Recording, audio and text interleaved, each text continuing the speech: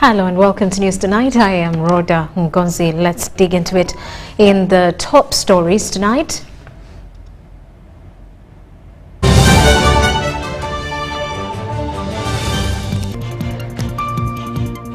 The Commission's Karamoja Industrial Skilling Hub calls for more courses. Major General Richard Oto intensifies the assault on ADF. While UHRC sets the agenda for International Human Rights Day. And Sarah Opendi's marriage bill set to punish cohabiting couples.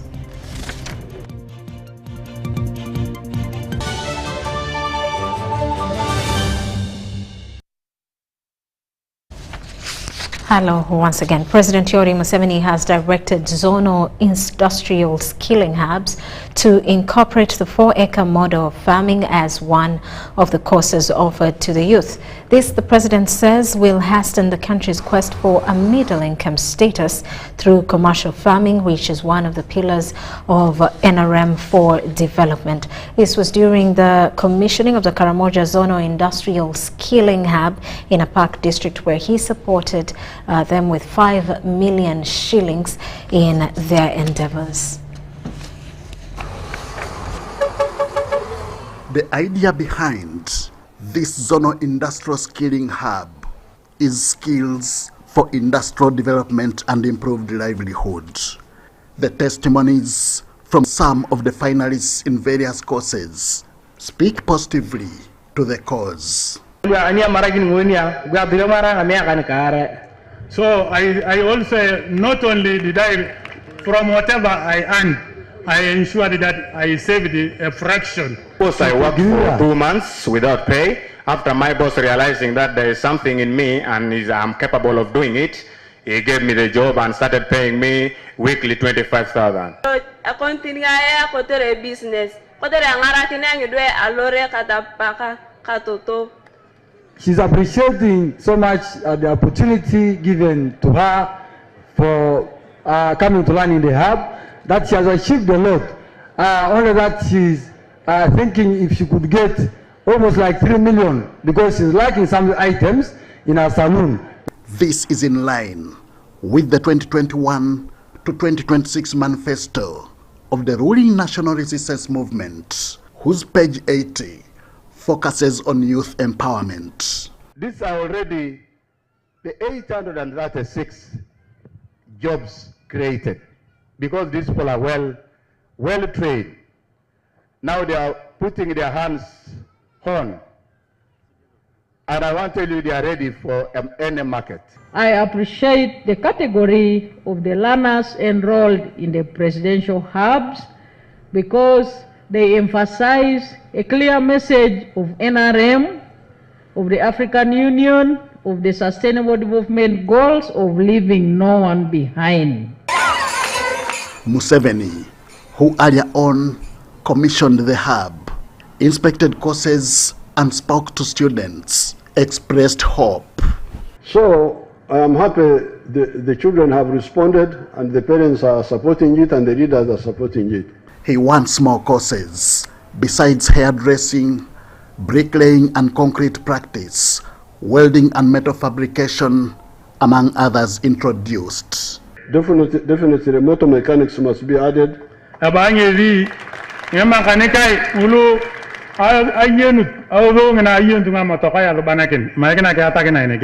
Plumbing must be added. But I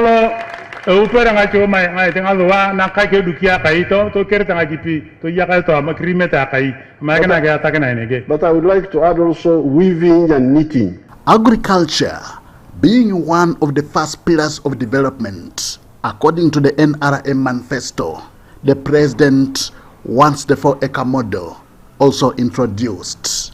But I would like the hub also, you should give them 4 acres so that they can demonstrate the 4 acres model here. So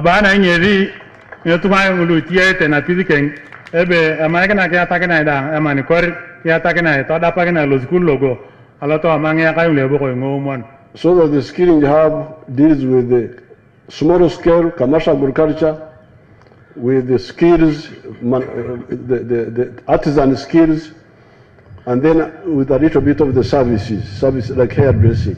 Museveni, who was impressed, would later extend support to some graduates. The shoemaker who wants to be independent, I'll give him 5 million to be independent.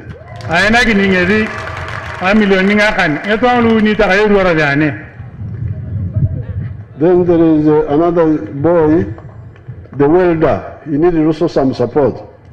I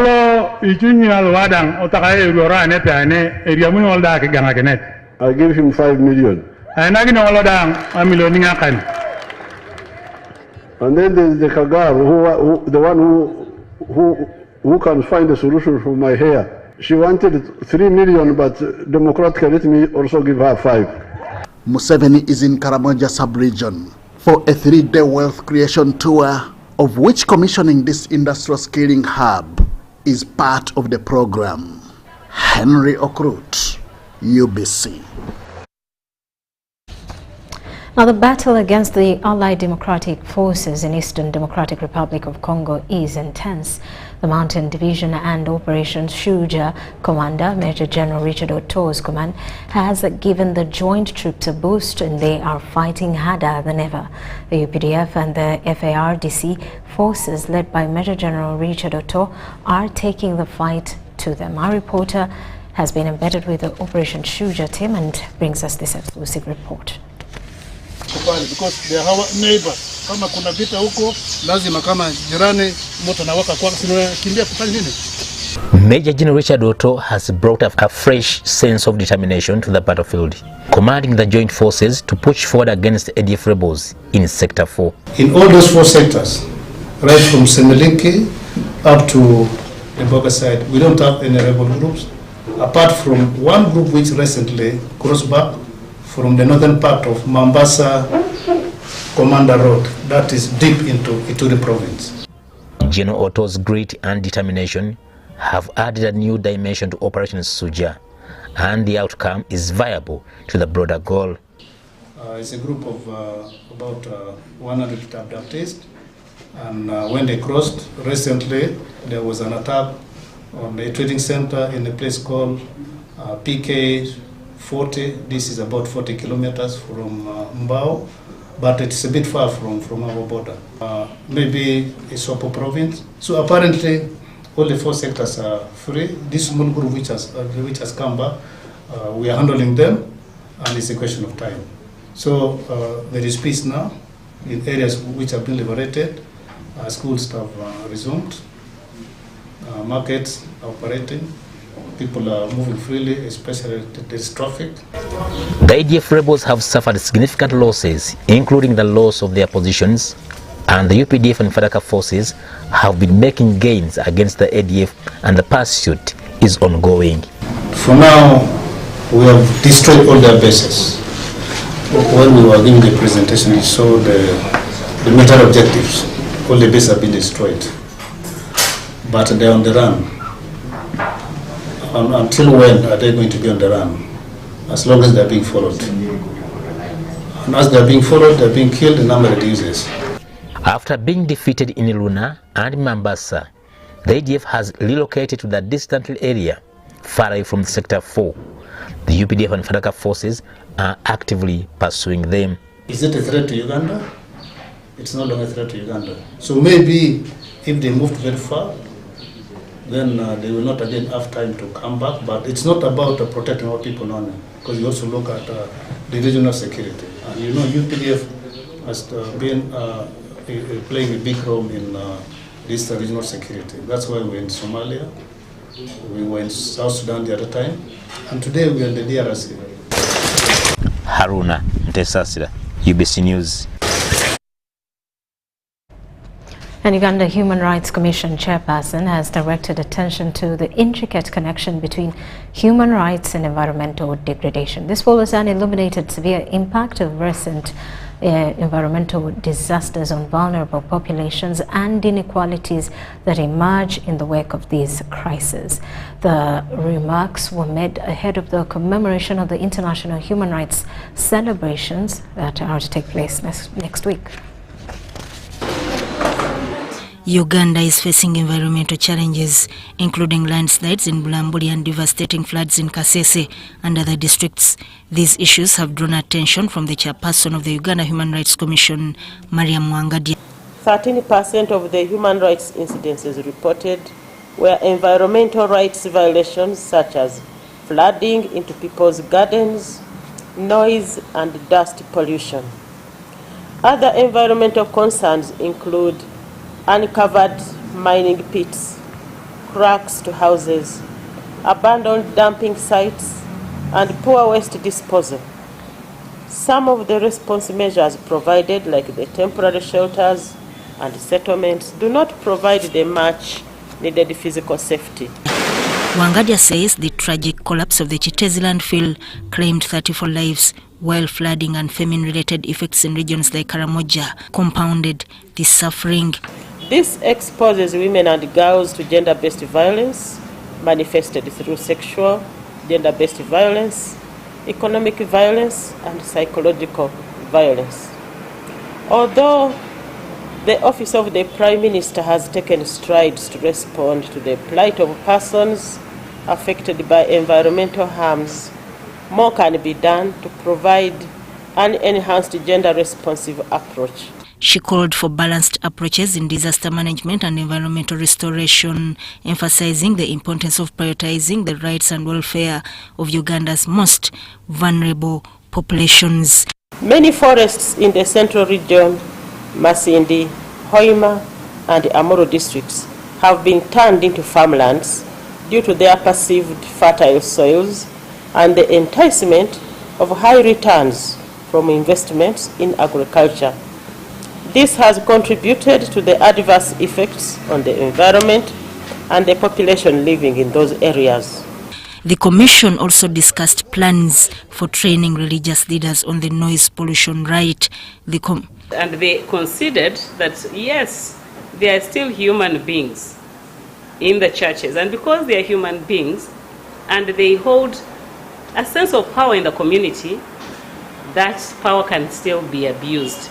So we implored them to prevail against their colleagues, to have discussions. So as the Commission, we are going to embark on training religious leaders so that they are not only trained in religious books, but they should understand the concepts of human rights and is what is required to respect the human dignity of people. The commemoration of the International Human Rights Day is a reminder of the universality of human rights anchored in the 1948 Universal Declaration of Human Rights. Sudat Kaye, UBC News.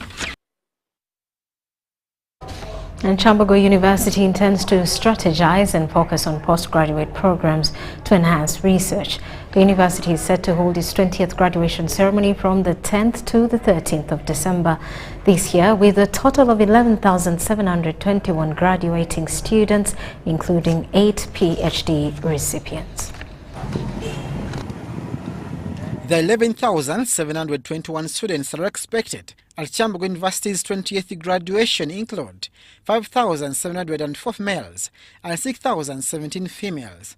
The ceremony will run for 4 days, from the 10th to the 13th of December 2024. This time we have very many female students compared to males, by a difference of more than 1,000. The university management has confirmed that this time there are no issues with appeals, as preparations were completed in time and all eligible students will graduate. However, those intending to alter the graduation book are cautioned not to dare. So I don't expect any pending cases. You see, this academic work, it's like you come to the end and say, these are the people going to graduate. So we are not entertaining appeals. Kyambogo University aims to shift its focus from the bachelor's programs to prioritize postgraduate studies with the goal of improving research output. Going forward, we are going to limit the number of bachelor's degrees and give real focus on masters and PhDs. Why? Because if you want to enhance research in an institution, you must have these programs. Masters and PhDs. The Vice President is expected to preside over this year's graduation, and the police have assured security with special guidelines in place. Then also we shall have joint deployments, that is the EPDF, together with the police, to make sure that we secure the routes, together with the traffic, so that we have a peaceful event, that is before, during, and after. Traffic police have also issued special access cards for the venue, with certain roads being diverted to ensure smooth traffic flow during the graduation. Those the graduates to adhere with the guidance of the police on ground that will direct them how to access where they have been guided to go and park. Special accreditation have been assigned to the vending fraternity with guidelines to prevent overcrowding and avoid inconveniencing graduation attendees. Abdul Nasir Lowama and Rogers Komagum for UBC. And President Yoweri Museveni has lauded the government of the People's Republic of China for support always rendered to Uganda in terms of soft loans and grants for the country's development agenda. The president echoed this shortly after launching phase 5 of the national backbone infrastructure in Moroto to cater for network stability in Karamoja sub-region. The project, according to Minister for ICT and National Guidance, Dr. Chris Baryomonsi, is aimed at making Karamoja modern through adding it to the national digital network. It is a project meant to change the digital landscape of Karamoja for good. Ironically, falling under ICT as one of the pillars of government in the quest for digital transformation. And today, we say the future is digital. We must embrace technology in order to have accelerated socio-economic transformation. It is being supported by the Chinese government through Huawei Technologies. The region, and indeed the country, stands to reap enormous benefits from this digital initiative. We had phase 1, phase 2, phase 3, phase 4. But these phases were quite small. We have covered 53 districts in Uganda with this optic fiber. But we have also extended and we sell to Rwanda, DRC, South Sudan. We have also connected Tanzania, but we pull also internet from Tanzania. So we pull from Kenya, Tanzania, and we also sell and send through to South Sudan, DRC, and Rwanda. Today, what we have launched, Your Excellency, is phase 5 of this national backbone infrastructure. And we are now going to cover the rest of the country. Actions for modernization to deepen China-Africa and China-Uganda cooperation. I'm happy to let Your Excellency know that we have signed the framework agreement on economic partnership for shared development between the government of China and Uganda. The president, who officially launched the program, is all appreciative of the Chinese-aided gesture. For supporting a number of projects in Uganda,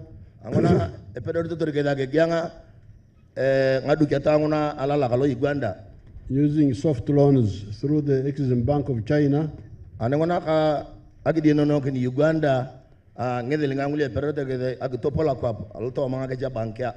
including this national backbone infrastructure.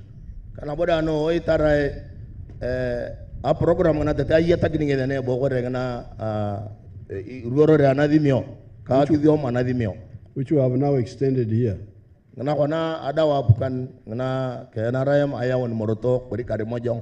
thank them, you clap for them. The project implementers cannot wait to turn this dream into reality. We started with Moroto or Karamoja because that's where we ended with phase 4. Now phase 5, from the point at which we stopped in in phase 4 is where we're now starting, and then we go all the way to Kabong, come to the northwestern region, and even down to the west and southwest. We shall be taking the fiber all across the country. Initial works, of course, were already done. Things like the surveys were already done, and with the launch today, we can straight away start on the project because we have been given a very short timeline in order to finish the project, and we are confident that we shall be able to finish it within the timelines. So, in terms of turning it into reality, we are already turning it into reality. So, the commencement by the launch of today, the commencement of the works now start. If all goes as planned, Karamoja will not stay the same. Henry Okrut, UBC. Meanwhile, President Yoweri Museveni has committed additional funds to support the pacification and development of Karamoja sub-region. During his address in Moroto district this Wednesday afternoon, the President emphasized the urgent need to allocate more resources to address the growing issue of water scarcity in the region. Yellow, yellow. Yellow, yellow, yellow. The event took place at Naitakwai grounds in Moroto, where over 400 local and national leaders from the 9 districts of Karamoja gathered for the presidential engagement. Allow me to say, from 1996, when we started voting, Karamoja sub-region has been voting for you on average 80% and above. With the exception of 2011, as it has been the norm in such engagements, key government officials, including ministers, graced the occasion.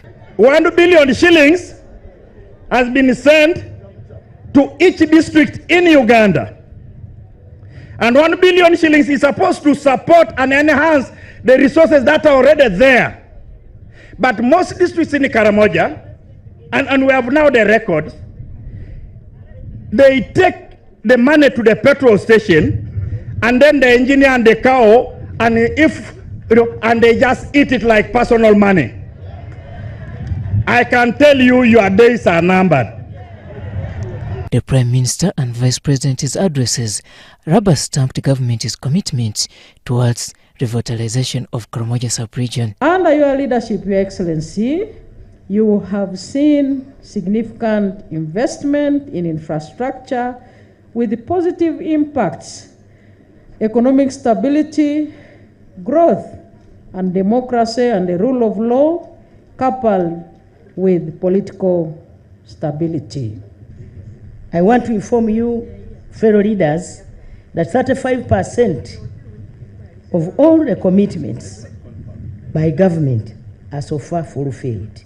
And I want to inform you, fellow leaders from this sub-region, that this time round, the NRM government will achieve 84% of our manifesto commitments. The President, who is on a wealth creation visit to Karamoja sub-region, zeroed his address on how best can Karamoja elevate itself. Part 1 is food security, muhogo, cassava, whatever. Second part of commercial agriculture is to earn money from either crops or from livestock. And you do so with IMR, so that what you do brings you profit. The fourth one is this one which we are opening here, the ICT, the one of computers and the new technology. Museveni noted that indeed time for lamentation and excuses belongs to the past. Because goats don't need tarmac road. Goats need grass and bush to eat. So let's concentrate on wealth creation. We shall deal with all the other issues. The other big issue was peace. And I'm glad that now you are cooperating, there is peace. And we shall not allow chaos to come back. President Museveni also informed the sub-region leaders that the focus should be settled on addressing the issue of prolonged droughts in Karamoja. To consolidate agriculture, I think the most important thing is water. When I started KDA 1986, Na KDA kadwa pay liputang me ang ko mo na to mo ngani gawa uni. I wanted them to concentrate on water. I was talking on the phone with the Commission of Water, and he was telling me that if we had big dams, like 2 per sub-county, that would stabilize the water situation in Karamoja. So you go back to my plan of 86 when I got the $6 million from the European Union, which I gave KDA. I was telling them concentrate on dams. For the big numbers, we need a big scale program of dams. And this is what I'm going to integrate into a national plan. According to the president, with the current mindset change of Karamojans and education, there is no doubt that indeed Karamoja will smile the following day. Robert Nyango, UBC News. And Dr. And with that, we take a quick break. When we return, more details.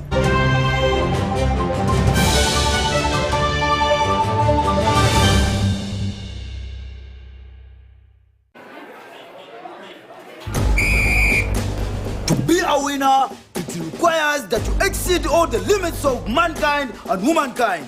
But when you play with MTN Momo, winning is easy. Simply get your phone and use the Momo app or dial *165*3#, enter merchant code, enter amount, enter your Momo PIN and pay. Congratulations is easy.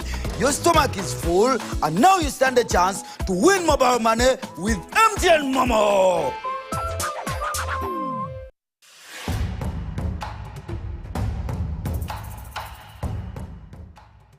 Amazina ganje ninyetekwa Seruhanga John Bosco ninduga mu district ya Rukungiri ndio muhanguzi wa miliyoni 16 na Uganda National Rotary nzahangwire urwo mu kuzana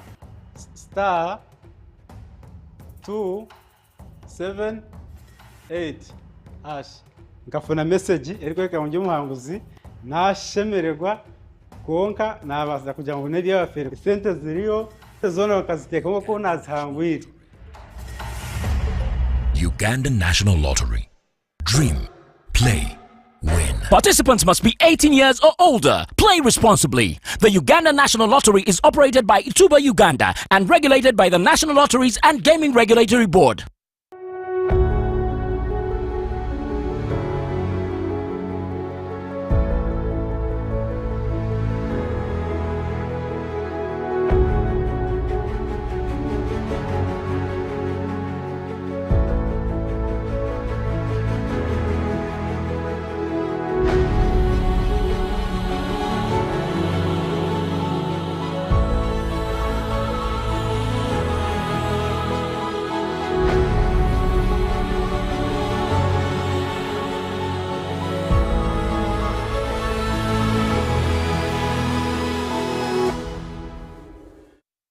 Nyati Motion Pictures brings you Tuko Pamoja Luo segment. Learn about the famous legend of Jipiri and Labongo and how the Alur, Acholi, Jonam and Japadola Jaluo emerged. The Luo are basically Nilotic. We are believed to have come from Baragazel in the Sudan. When this colonialism came, Rora saved the life of men actually. Fought fiercely. Which was imprisoned here on that hill, Kololo. Which remained the greatest hero in Acholi. Premiering in Gulu City at Boma Hotel on Sunday 8th December 2024. Gets open at 4:30 p.m. To get a ticket, call 0778 787 660.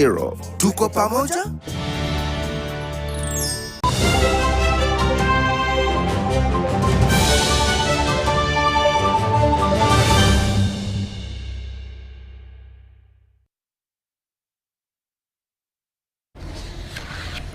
Welcome back. You are still watching News Tonight. Minister of State for Environment, Beatrice Timanywa, has called on Ugandans and the world at large to address the pressing sustainability challenges to achieve a green world.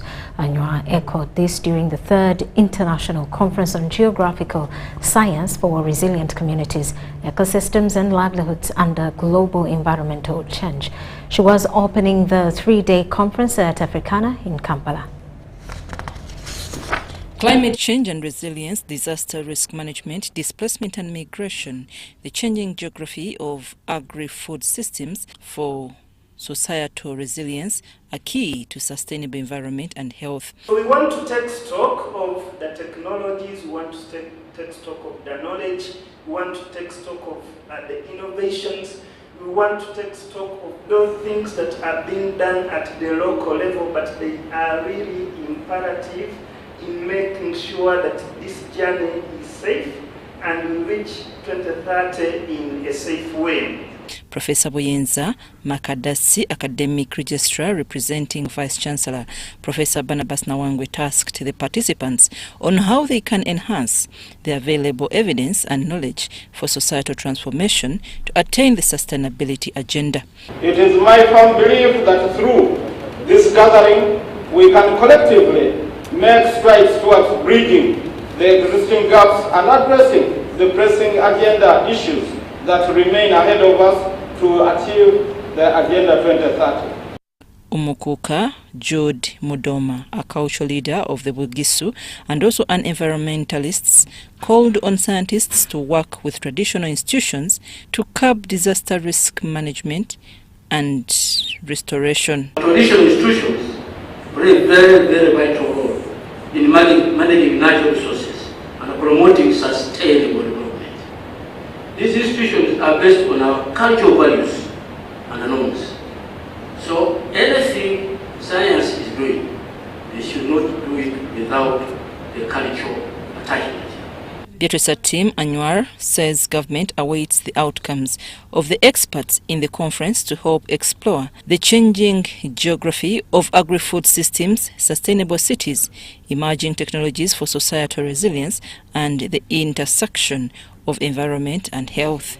We aim to position Uganda as a regional knowledge hub, attracting and fostering international research and developing partnerships that support sustainability and the green agenda, a goal closely aligned with Gorilla Conference. For the next 3 days, scholars and practitioners will present their research and engage in deep discussions on solutions for building resilient communities in the face of global environmental changes. The findings from this conference will contribute to shaping policies and initiatives that drive global development, fostering sustainability for future generations.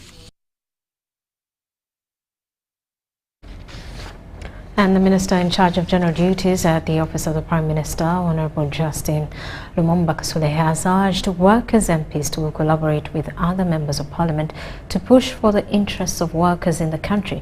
She emphasized that the NRM government is ready to improve industrial relations and strengthen employee rights across Uganda.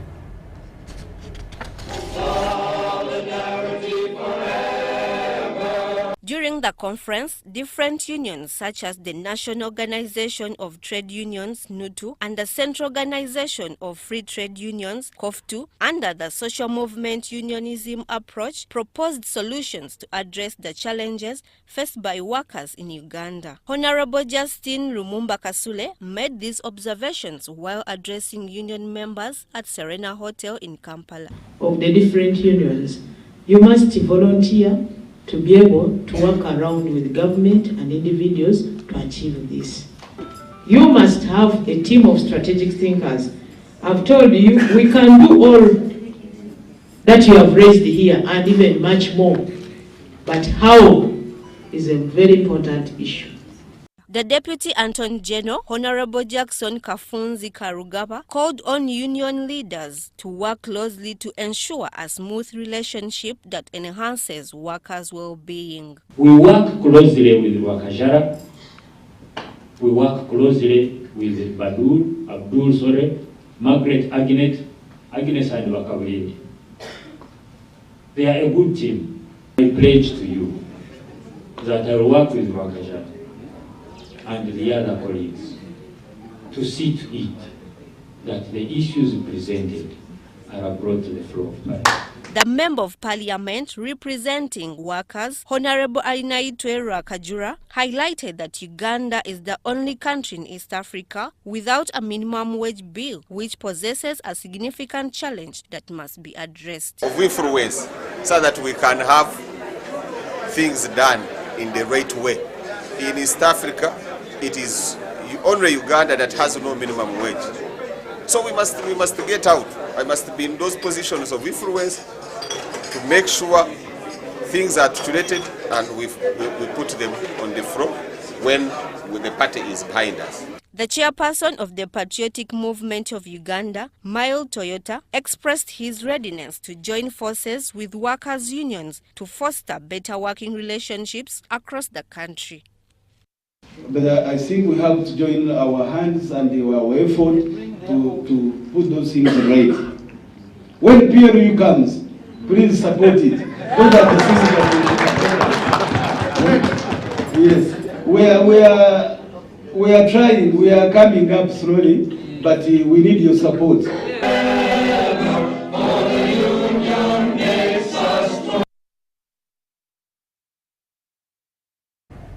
And State House Anti-Corruption Unit has convened a key engagement as part of several activities running under Uganda's Anti-Corruption Week. This event aims at strengthening the country's efforts in the fight against corruption.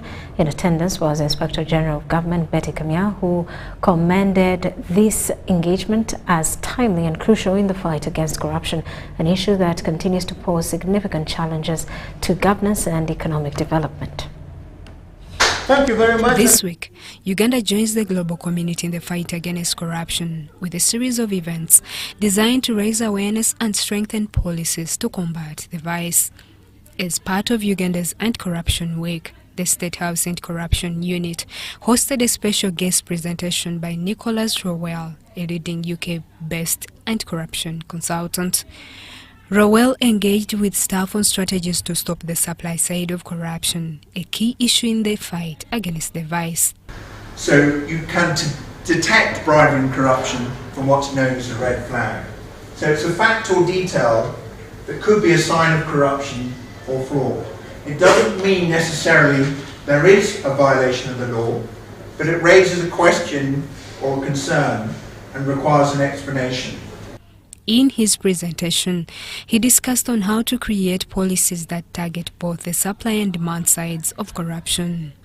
They must have an anti-corruption compliance program, and you can actually spell out these are the policies that you must have.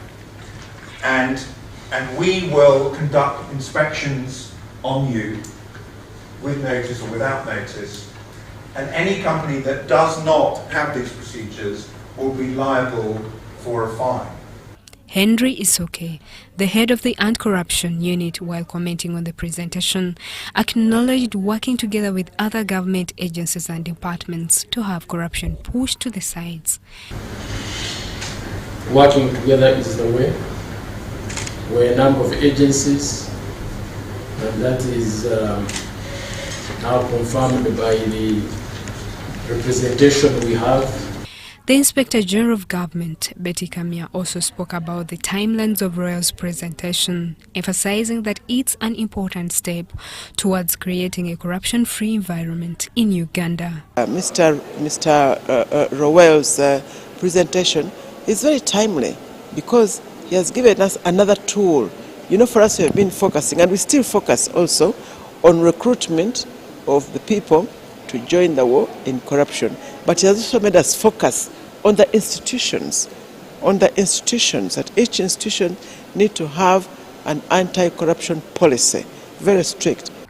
The event was attended by key decision makers and heads of the anti-corruption agencies from across Uganda and the region. The Anti-Corruption Week activities aim to raise awareness, strengthen policies, and foster greater collaboration in the fight against corruption. Justine Nakami, UBC News. And Uganda hosts over 1.7 million refugees, primarily from South Sudan, Democratic Republic of Congo, Burundi and Rwanda, mainly comprising of the youth, women, the elderly and children, all seeking for peace. Some of these refugees are professionals in need of employment, while others, like the youth, require skills and sustainable livelihoods. To address these needs, Finchurch Aid Uganda has launched the Path Project, aimed at creating sustainable pathways to both interim and long-term solutions through self-reliance programming. Uganda is host to over 1.7 million refugees from neighboring countries, currently scattered in settlements across western Uganda, West Nile, northern Uganda, and urban centers such as Kampala. While most refugees come for peace while here, they need education, skills and livelihoods. It is for this reason that Finchurch Aid has launched the Path Project, aimed at promoting peace, quality education and sustainable livelihoods for the most vulnerable, irrespective of their religion, ethnicity or political beliefs, with a vision of building just and resilient societies. Being a refugee comes with a lot of challenges, especially accessing education and employment opportunities. A number of us struggle to find ways to further our studies, and even when you are out of school, it's still a bit difficult to know what is next for me, especially with education, where you just go to school. I feel like we do learn more of theoretical work, and even when you get out of school, it's still a bit challenging to be able to find work. As Finland's largest international aid organization, Finchurch Aid operates in 12 countries, including Uganda and Kenya, leveraging over 70 years of experience.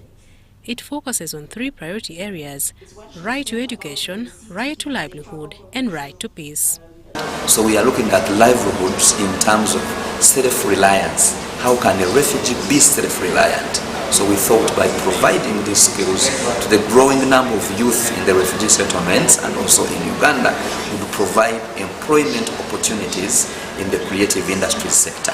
Finchurch Aid prioritizes empowering refugees and host communities to achieve self-reliance and sustainable solutions. As a member of the Core Humanitarian Standard Alliance, Finchurch Aid works within the framework of a partnership agreement with ECHO, the Humanitarian Aid and Civil Protection Department of the European Commission, and collaborates with a growing number of local partners. With the meager resources we have gotten for this project, we will already demonstrate how important there should be additional funding and other opportunities that are created through the different civil society organizations, but also to the donor community. During the launch of the $1.2 million Path Project at Mistil Hotel in Kampala, Finchurch Aid revealed that the initiative will support over 1,500 refugees and host community members in Ramwanja Refugee Settlement, Kamwenge District, and Kampala.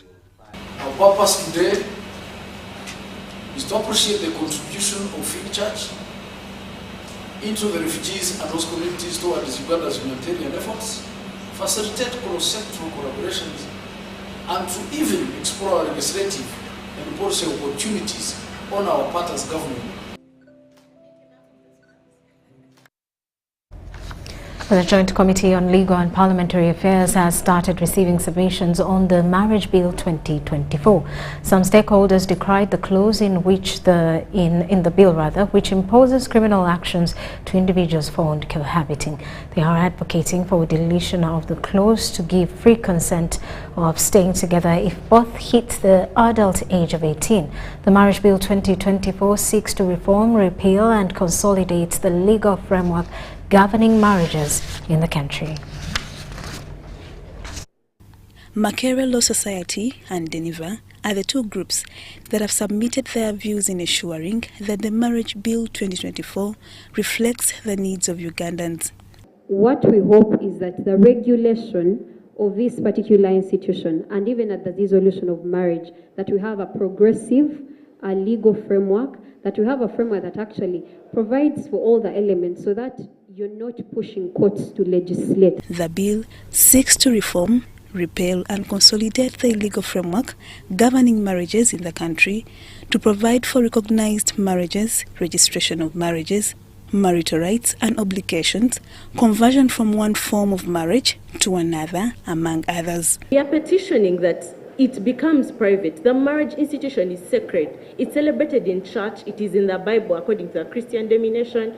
It's celebrated as an institution for two people. So we do not think that it should now be, when it's actually annulled, it should now be a basis for everyone to have a say, to have. The bill before the Parliamentary Committee on Legal and Parliamentary Affairs defines on what a Christian marriage is and how it should be followed. However, stakeholders call on the committee to leave definitions and conductions of marriages to faiths. Constitution, we are a country that's based on reputes. How the society perceives you is very, very important.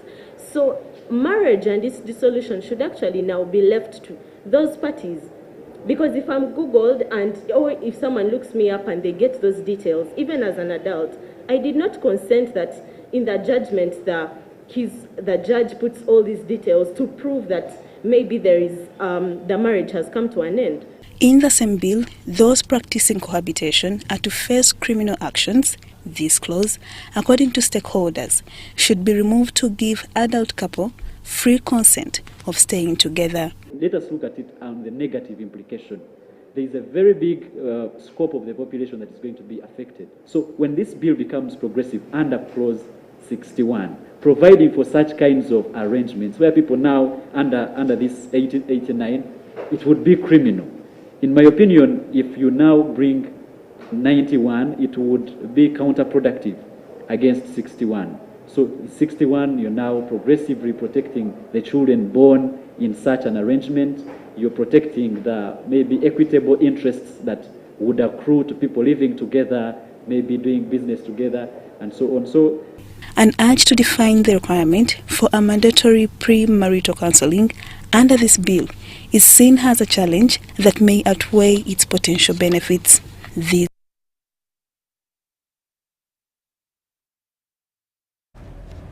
The Executive Director of Public Procurement and Disposal of Assets, Benson Turamye, has emphasized collaboration to enhance transparency and ensure efficient resource utilization in public procurement processes. He was at the National Contract Monitoring Workshop aimed at combating corruption and enhancing public accountability.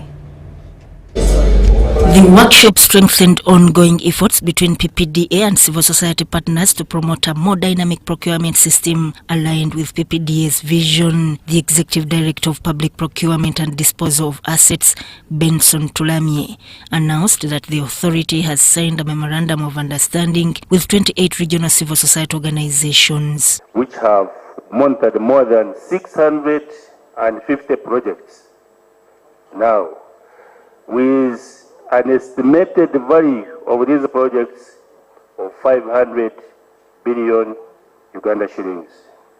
And this is over the past 3 years. These combined efforts have not only broadened PPDA's influence, but have also proven the profound impact of working alongside the empowered community-driven organizations to overcome both human and financial constraints. He acknowledged the extensive reach of civil society organizations, noting their vital role in monitoring projects and empowering local communities to hold institutions accountable. A notable achievement highlighted was the successful rollout of the contract monitoring system. This partnership has been instrumental in expanding the coverage of monitored public contracts. Currently, as you are aware, as I already mentioned, approximately 60% of the national budget is allocated to public procurement, roads, services or supplies. And therefore, this 60% can turn around the development of this country. However, due to limited funding of the monitors, including the OAG, IGG, PPD and others, only approximately 30% of these contracts are effectively monitored. As the nation marks Anti-Corruption Day under the theme promoting effective participation of the youth in the war against corruption, PPDA emphasized the need for inclusive strategies that involve young people. Sudat Kaye, UBC News. Now, 16 suspects have been arrested, 32 makeshift structures and 3 semi-permanent structures destroyed in an operation to remove illegal encroachers on the Refugee wetland. The operation was conducted by Environment Protection Force under the National Environment Management Authority. Following the major restoration exercise in May in Lubigi, the National Environmental Authority embarked on sensitization, demarcation and marking of the gazetted wetland. This was intended to curb further encroachment on the wetland. Today, the Environmental Protection Force, mandated by NEMA, carried out a follow-up operation to reclaim areas that had been re-encroached on in Lubigi, Nansana section and Ganda. The operation to remove illegal encroachers saw 16 suspects arrested, 32 makeshift structures and 3 semi-permanent structures also destroyed. The government ekole ekintu erabege ntino ekulembera abantu so sigamba ntino ekulembera abantu abatukola abatategeera. Among the structures included a mushrooming church and an illegal plantation. The operation was carried out under tight security.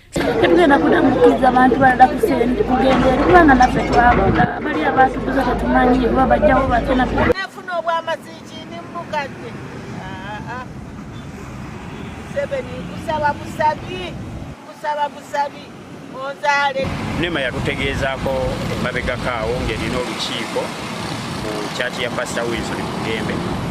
Era ng'omukulembeze nategeeza abantu bange abaakosebwa bajja bamanyi nti NEMA egenda kubawa oba okubadduukirira mu nsonga y'okuba nti baabamenya. Some of the area local leaders still blamed NEMA for refusing to compensate some of the affected persons before evicting them. Teri muntu asobola kwagala kutawana mu Lubigi. First of all, ensiri nnyingi nnyo, obulwadde bungi nnyo n'ebintu ebirala. Ate era waliwo n'ekirala nti bannaabwe abamu bali mu makomera. Kati omuntu gayalabako ku muntu ng'olwekisa ali mu kkomera kiba kitegeeza olina okubuuliriza lwaki omuntu ono yandibadde akumawo ki akumawo wano ku Lubigi.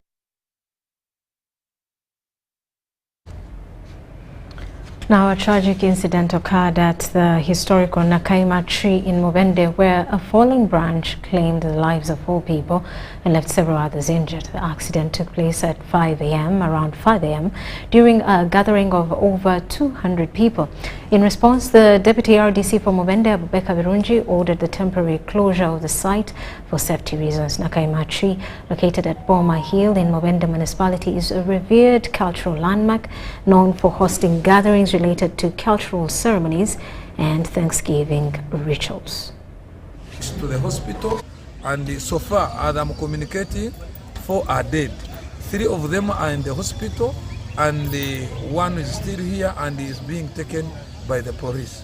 The whole of last week and even yesterday, we had a number of people being headed by leaders coming to our offices, seeking for permission to have a big function tomorrow. And this function was targeting around 1,000 people. But before we did that, we told the police to come and do the survey, which was done, and we found the situation was not good. And the DPC yesterday, through verbal communication and even over the radio, we told these people not to have that function because we identified some risks which can lead to loss of people. So because of this problem again that has happened, we have first of all deployed the police to make sure that no one enters this place, because we can see other risky trees that can either cause another problem. And for the meantime, we are going to make a follow-up of those who got an accident. Of people gathering. Meanwhile, parents of children with hearing impairments have been urged to give their children a chance to attend school, as education is the key to achieving independent living. During a recent visit to Masaka School of Children with Special Needs, Nasozi Chiyaga, Executive Director of DeafLink Uganda, emphasized that children with hearing impairments are capable of learning and achieving success. children who are deaf, as well as young people. The Institute has set up many very wonderful technical skills training programs.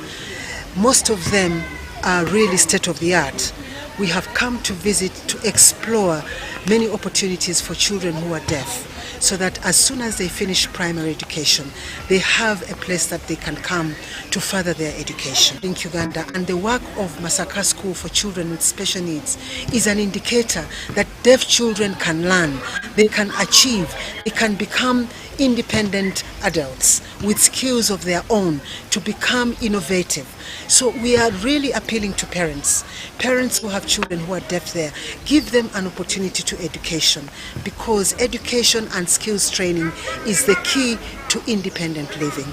They are human beings that can be resourceful to their own lives and also resourceful to our communities and our country.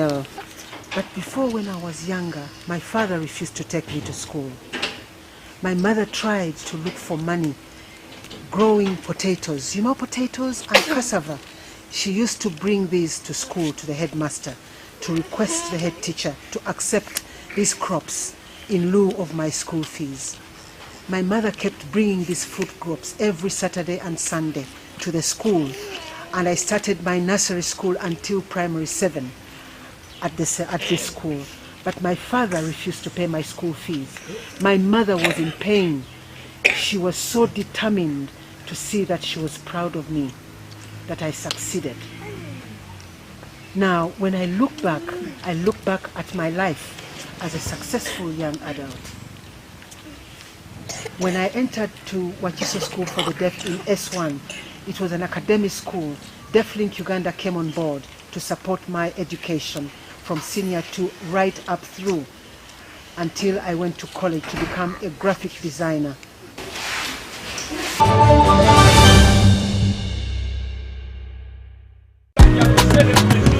You used to tell me that I don't make you happy. All that time you would be complaining. I'll call you every day, yeah yo, baby don't know. You can now get all the Chibuzi out with MTN voice bundles. Call all networks Kubei Dondoro. Buy a 25-minute voice bundle for only 1,000, or buy any daily voice bundle of your choice. Dial *100 *21 hash and select daily, or use the My MTN app. When we talk together, we are unstoppable.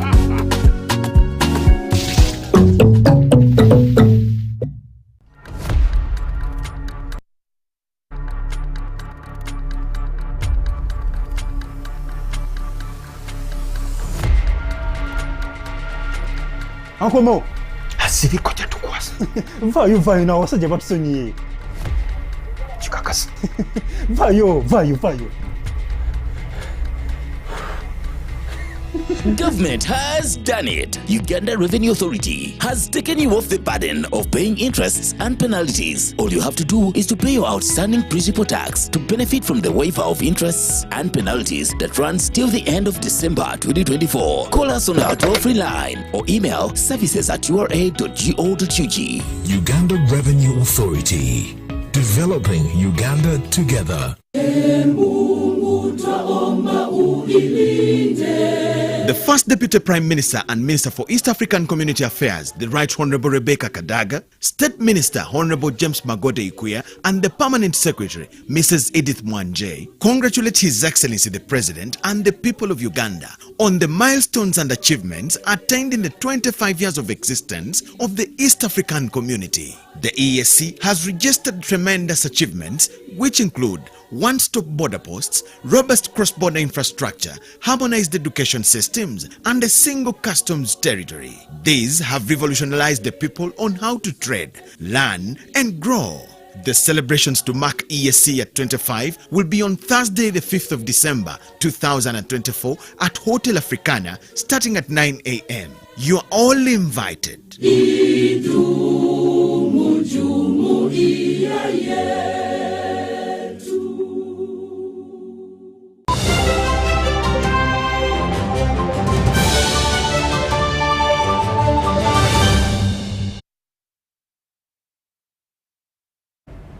And business, the More Gamos initiative is empowering rural farmers in Mityana district by promoting savings, borrowing and investment as pathways to fight poverty. At a mindset and financial literacy training in Chijude village, Mityana district, Commercial Officer Herbert Serunga praised the initiative as a game changer for community development. This by the Korean Federation for Credit Community Cooperatives and Uganda Federation of Credit Community Cooperatives, the training is designed to instill a savings culture and promote investment. If you borrow some of your friend's money, know it that it was somebody else who brought that money to become a bond which you have taken. The good thing with it, when you pay back, there is interest on it. And that since you are a member of that MG, you also gain in that interest. Dora Nakaziwe, the treasurer of the Uganda Federation of Credit Community Cooperatives, highlighted the significance of the Mawul Game Goes model in driving sustainable development. Teaching them lessons about saving culture, then the loan process of our MOG, and then the financial literacy, as in how someone conducts his money. Over 1,000 farmers are said to benefit, helping to build stronger and more resilient communities. The treasurer of Uganda Federation of Credit Community Cooperatives stressed the model's role in poverty eradication. People should learn why they are saving, why they have to buy shares. Some of them need to know more about their shares, need to know more what a share is, need to know more why they are saving. They have to have plans, why to save, why to buy shares, and why to join the MG family. The chairperson of Tiribogo Maul Game Goes, Patrick Chiwanuka, praised the model's timeliness, noting that it ensures farmers can access loans when needed. You can deposit your money today and they get it tomorrow without any restriction, without any bring what and what. People are no longer keeping the money in their houses. The program targets over 1,000 individuals across Mityana's Mao Game Goes credit cooperatives, offering a sustainable solution for rural empowerment. These cooperatives include Tiribogo, Bulyankuyege, Kololo, Kangulumida, Tanda and Zigoti, among others, contributing a brighter future for rural communities. Charity Marion Imnat and Robert Baita for UBC News. You buy. Download the Wendy app from Google Play or App Store or dial *229#. Wendy Wanawoli.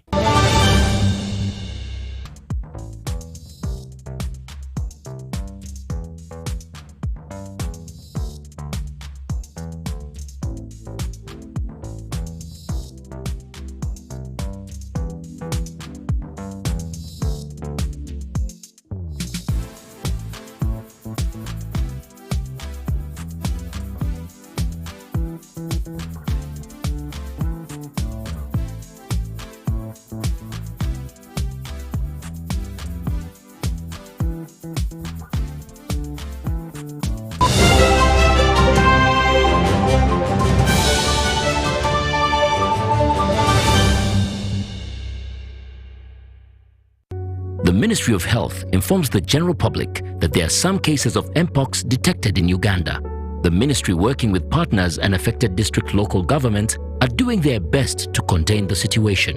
The signs and symptoms of Mpox are body rash, fever, general body weakness, headache, sore throat, nasal congestion or cough, and swollen lymph nodes. You can prevent yourself from getting infected with Mpox by avoiding close contact with people who have been confirmed to have Mpox or who have signs and symptoms of Mpox. Avoiding touching or sharing personal items like beddings, eating utensils, phones, or other belongings of a person who has the signs and symptoms of Mpox. Avoiding contact, including eating, with all wild animals, alive or dead, especially those known to carry the virus, such as rodents and monkeys, and those that appear sick or have been found dead. Getting vaccinated if you're among those who have been identified to be at high risk of Mpox infection. Mpox is treatable and usually goes away after 2 to 4 weeks. However, it can be severe, causing even death, especially among children, pregnant women, and those with other health conditions. For more information and support, contact your nearest health worker. Call the Ministry of Health's toll-free line on 0800 100 066 or send a free SMS to your report on 8500.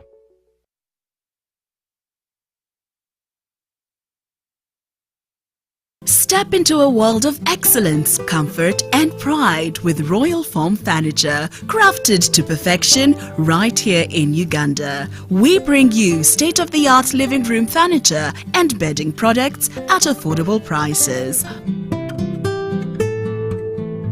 Our wide variety of mattresses include orthopedic, pillow top, spring mattresses suitable for institutions like hotels and many others for home comfort.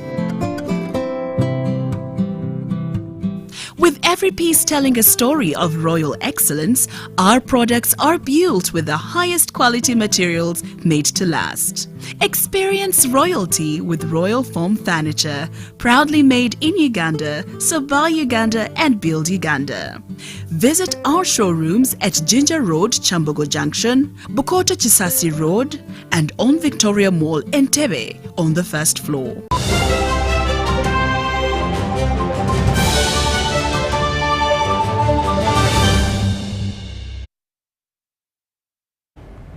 And in sports, the Fortbet Real Stars monthly awards for the best athletes of November have been hosted at Lazo restaurant in Kololo. The Piripiri team leader. The outstanding sports performers of November have been rewarded during the Fortbet Real Stars monthly awards at Lazio restaurant in Kololo. In football, Sports Club Vida forward Charles Luanga triumphed for his involvement with the reigning Uganda Premier League champions that has seen him ascend the top scorers log with 7 goals. Cricket wonder Henry Senyondo bettered his colleagues following impressive displays during the ICC Challenge League B first round in Uganda, during which he bagged 11 wickets for the Cricket Cranes. Lydia Namabiro won the Rugby Award after impressive displays at the Africa Women's Sevens in Ghana, where she managed 11 tries to steer Uganda to bronze. Jas Mangata for his daring performance in winning the Hoima Kabalega Rally that catapulted him to the National Rally Championship crown bettered all his folks.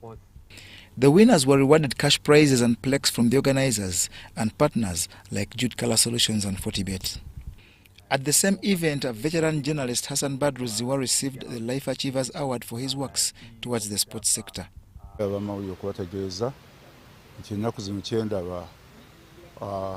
Abamawulire mufuuse ba selebu teri wamawulire alina kuba selebu wamawulire tabeera selebu story yebeera selebu story yo yebeera selebu so young journalists mbayaba ebiseera bisinga mwagala tekuba ba selebu ffe kyova tubeerayo tubeera at low profile because story yo yeyina okubeera selebu yeyina okubeera mu maaso go. This time around, we're to the journalist, our senior, one of our idols. This guy started, I don't know, I can't even explain when he started. He's the only person who can explain. But by the time I started listening to radios, he was there. By the time I started reading news like in a monitor, he was writing pieces which were so interesting.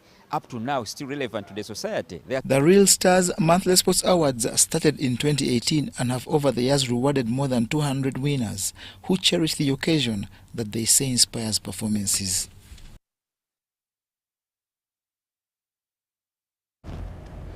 Well, that does it for News Tonight. Thank you for sticking with us. I am Rhoda Ngonzi. Have yourselves a lovely night.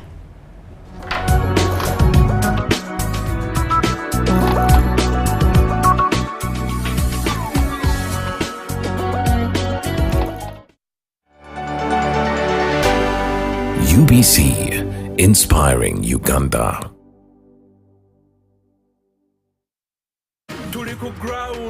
Blascon, paint and win. Yes, yeah, Blascon, paint and win. The cook round. Chicho, buy paint worth 100K. Get a scratch card. SMS the code to 7197. Stand a chance to win instant airtime, 1 million shillings bully day there, or a share of a 3 million shillings jackpot each week. What do you want the brand brand new boda bodas, tuk-tuks, and so much more. Catch the Paint and Win action every Monday on Bukede One, NBS, and Sanyuka TV. Plascon, color your world. Stop breathing. To be a winner, you must breathe only when necessary. Breathing is for losers. What is that? Did I give you permission to sweat? You can sweat in your free time. Push the arms straight. Winning is hard, but with MTN Momo, it's easy. Simply pay or shop with Momo for a chance to win mobile money every day. Use the Momo app or dial *165*3#.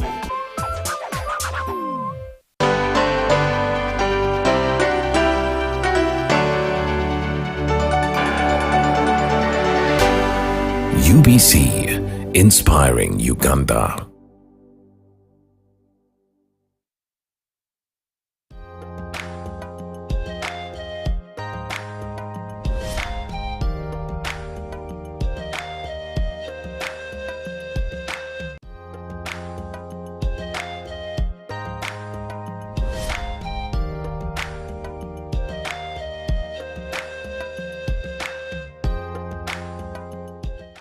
Welcome to Super Soul Sisters. My name is Jamila Luka and you're watching UBC TV Inspiring Uganda. Today we are going to talk about many things in this conversation that we are going to have with one of our guests here, Gertrude. Gertrude has a lovely story which we shall get into later, but for now I want to remind you about the most inspiring story pageant, which is going to be on 14th of December at Nakasero Primary School in Amphitheatre. We have enough parking. We have prepared a very nice program for you to come and enjoy and marry, and also to see talent of these girls that we've already selected from different parts of Uganda with their stories as we conclude this long-term selection that has been going for over 3 months now.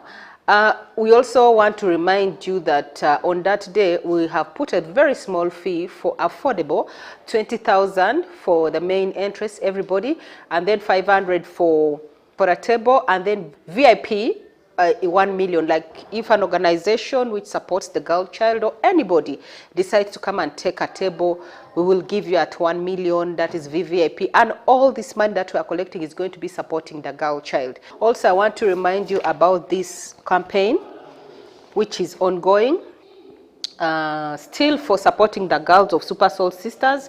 It reads here that 20K for transformation, together educating girls for a better Uganda. We have the codes here for you to pay. It is 20K to educate a girl, but that is just minimum. If you want to get more than 20K, you can decide to say, let me give in 5 million, 1 million, 500, 400, you are free. What we are saying is 20K is the minimum. Anybody can get this money. You can start saving from now.